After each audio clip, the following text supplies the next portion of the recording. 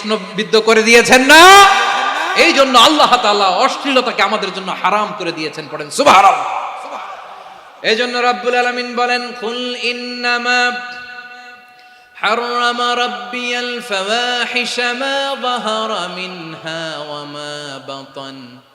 প্রকাশ্য অপ্রকাশ্য সব অশ্লীলতাকে হারাম ঘোষণা করে দিয়েছে কে?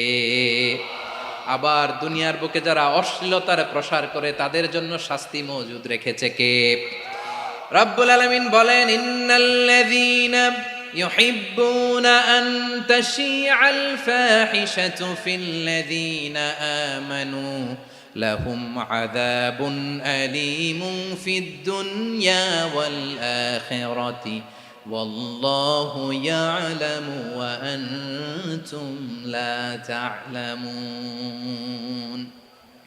নিশ্চয়ই যারা বিশ্বাসীদের মাঝে অশ্লীলতার প্রচার প্রসার করতে চায় তাদের জন্য আমি মর্মন্তুদ শাস্তি প্রস্তুত করে রেখেছি, দুনিয়াতেও রেখেছি, আখিরাতেও রেখেছি। ঘোষণাটা কার?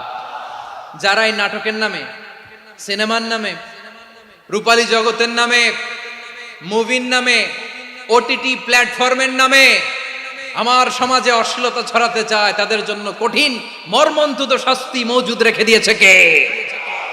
ও আমার বোনেরা, এখনো আপনি জাগবেন না?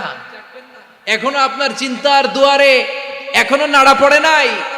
ওরা আপনাকে উলঙ্গ বানাতে চায়, ওরা আপনাকে আইটেম গার্ল বানাতে চায়।